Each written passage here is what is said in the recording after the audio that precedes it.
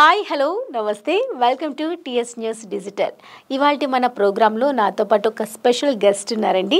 ఈయన గురించి చెప్పాలంటే చాలానే చెప్పాలి, కానీ ఒక్క ముక్కలో చెప్పాలి అంటే కనుక బాహుబలి పళనిస్వామి అంటే అందరూ ఇట్టే గుర్తుపట్టేస్తారు. కానీ ఈ బాహుబలి పళనిస్వామి పేరు సంపాదించుకోవడానికి ఈయన పడ్డ కష్టం అంతా ఇంత కాదు.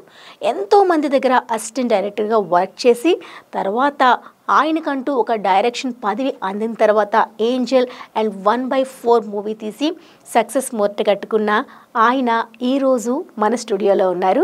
మరి ఆయన సినీ జర్నీతో పాటు ఆయన పడ్డ కష్టాలు అలానే ఆయన ఎక్స్పీరియన్స్ అన్నీ కూడా ఆయన మాటలో తెలుసుకుంటే బాగుంటుంది కదా. హలో సార్, నమస్తే. హాయ్ అండి, నమస్తే. మీ సినీ జర్నీని మేము చూస్తే కనుక 20 సంవత్సరాల సుదీర్ఘ ప్రయాణం, ఎన్నో అప్స్ అండ్ డౌన్స్ ఎదుర్కొంటూ ఇప్పటికీ మంచి మంచి మూవీస్ తీస్తూ ఎంతోమంది పెద్ద పెద్ద డైరెక్టర్ దగ్గర వర్క్ చేశారు. చాలా గర్వంగా అనిపిస్తుంది కదా ఈ బ్యాక్ జర్నీ అంతా చూసుకుంటే. ఒక ప్యాషన్ ఉన్న వ్యక్తికి అది అంటే అజిత్ ఒక సినిమాలో చెప్పి ఉంటాడు, సో ఒక్కొక్క చెక్కు నేను చెక్కుకుంటూ లైఫ్ని ఎదిగాండ్రా ఒక సినిమాలో చెప్పి ఉంటాడు. అట్లా సో మనం దీన్ని ప్యాషనెట్గా తీసుకుని ఊర్ల నుంచి బయలుదేరేటప్పుడే నేను ఒక పెద్ద డైరెక్టర్ అవ్వాలి ఒక కళలతో నేను బస్ ఎక్కినవాడిని. ఓకే. సో అలా ఉన్న వల్ల నాకు ప్రతి కష్టాలు కూడా నాకు ఇష్టంగా భావిస్తూ నేను ఎదిగినవాడిని. అందువల్ల దేనికైనా ఫైట్ చేసుకుంటూ సో లైఫ్లో ఇంత నిలబడగలిగాను. సో ఇంత ఫైట్ చేసుకుంటూ లైఫ్లో ఎదిగాను. అందుకే బాహుబలి దాకా వర్క్ చేయగలిగాను. బయటకు వచ్చిన తర్వాత ఇప్పుడు బాహుబలిలో ఆల్ ఆర్టిస్ట్కి తమిళ అండ్ తెలుగు రెండు కలిసి డైలాగ్ చెప్పడానికి ఒక వ్యక్తి కావాలి. అప్పుడు చాలామంది అప్రోచ్ అయినట్టున్నారు రాజమౌళి గారి దగ్గర. అప్పుడు నాకు నన్ను కూడా వెళ్ళి కలవమని చెప్పారు. అంటే మేనేజర్ యోగానంద గారి ద్వారా వెళ్ళి కలిశాను సార్ని ఫస్ట్ డే. ఓకే, ఎలా అనిపించింది ఆ ఫీలింగ్? అంటే ఒక పెద్ద డైరెక్టర్ని కలవపోతున్నాం ఒక ఫీలింగ్. నైట్ వెళ్ళడం లేదు, ఆయన ఏం అడుగుతాడో తెలియదు, మనం ఏమి ఆన్సర్ చెప్పబోతున్నామో తెలియదు అన్న ఫీలింగ్. నైట్ అంతా నిద్ర కూడా లేదు. మార్నింగ్ రమ్మన్నారు. వెళ్ళి సార్ ఇల్లు పైన 3rd ఫ్లోర్, ఫస్ట్ ఫ్లోర్లో ఆఫీస్ ఉండేది అప్పుడు జయమార్లో. వెళ్ళి కింద వెయిట్ చేస్తున్నాను. సార్ సడన్గా లోపలికి వచ్చారు. వచ్చిన వెంటనే టక్కున ఇలా కూర్చున్నాను. లేచి సార్ పళనిస్వామి నేనే అలా అన్నాను. అలా అని చెప్పేసి కూర్చొని వస్తాను అలా అని చెప్పేసి లోపలికి వెళ్ళిపోయారు. లోపలికి వెళ్ళిపోయి వేరే ఏదో డిస్కషన్లో ఒక 1/2 అవర్ ఏదో సీజీ వాళ్ళతో చేసుకుని తర్వాత పళనిస్వామిని రమ్మని అన్నారు. లోపలికి వెళ్ళాను. వెళ్ళిన తర్వాత కూర్చోపల్లి అన్నారు. అంటే పర్లేదు సార్ అంటే లేదు కూర్చో అలా అన్నాడు. అలా అంటే లేదు సార్ పర్లేదు సార్ నించున్నాను, కూర్చో మాట్లాడతాను అలా అన్నారు. అంటే అంత మర్యాద ఇచ్చారు. అంత ఒక మనిషికి అంత అద్భుతంగా మర్యాద ఇచ్చి కూర్చున్న తర్వాతనే మాట్లాడారు. కూర్చున్న తర్వాత ఎవరు ఏంటి అంటే పెద్ద పెద్ద క్వశ్చన్స్ ఏమీ అడగల. ఆల్రెడీ మీ బయోడేటా అంతా తెలుసుకునే ఉండొచ్చు, తెలిసి మనల్ని పిలిచి ఉంటారు. అయినా ఒకటే నాకు ముందు దాదాపుగా నాకు తెలిసి ఒక 10 మంది కలిసి ఉండొచ్చు. సో ఆ పోస్టింగ్కి కావాలన్నప్పుడు ఒక 10 మందిని సెలెక్ట్ చేయడానికి సిద్ధమయ్యి పిలిపించి మాట్లాడి ఉంటారు. నేను వెళ్ళి కూర్చున్న తర్వాత ఎవరు ఏంటి ఎక్కడి నుంచి ఏ ఊరు నువ్వు దీనికి ముందు ఏ సినిమా చేసావు అన్న క్వశ్చన్స్ మాత్రం అడిగారు. సో అప్పుడు నేను ఇక్కడ బ్యాచిలర్ని బట్ పెళ్ళి అయినవాడిని. మిస్సెస్ని ఊర్లో చదివిస్తున్నాను ఎంసీఏ. అలా చదువుతున్న టైంలో ఊర్లో చదువుతున్నారు సార్ ఒక అబ్బాయి ఊర్లో ఉన్నారు సార్ అంటే దీనికి ముందు ఏ సినిమా వర్క్ చేశారన్నారు. డమర్గా వర్క్ చేశాను సార్. సో రైటింగ్ సైడ్ మీకు మంచి నాలెడ్జ్ ఉందా అలా అన్నారు. వచ్చింది సార్, డమర్గా కూడా ఉన్న డైలాగ్ రైటర్ నేను అలా అన్నాను. తమిళ తెలుగు ఫ్లూయెంట్లీగా అన్నీ అర్థం చేసుకుంటావు కదా, మాట్లాడతావు కదా, అన్నీ రాసుకుంటావు కదా అన్నారు.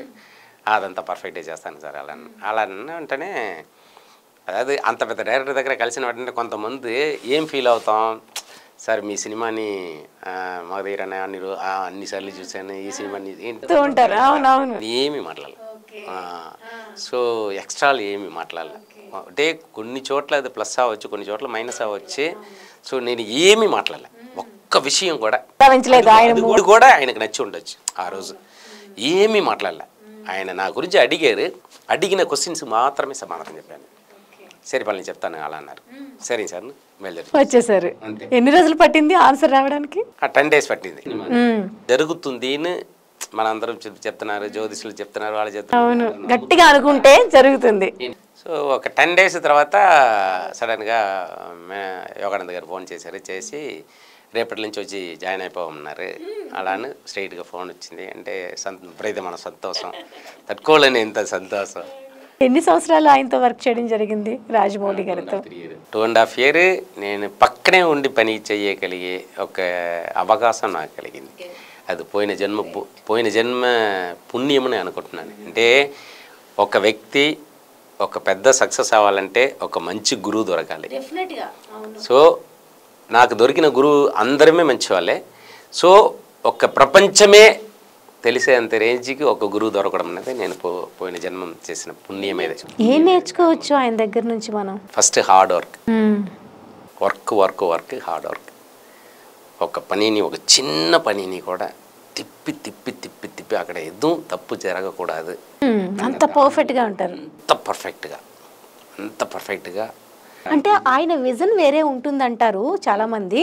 మనం చూస్తే ఇక్కడ కెమెరాలకే కనిపిస్తుంది, కానీ ఆయన కంటికి ఆయన అనుకున్నది మాత్రమే కనిపిస్తుంది.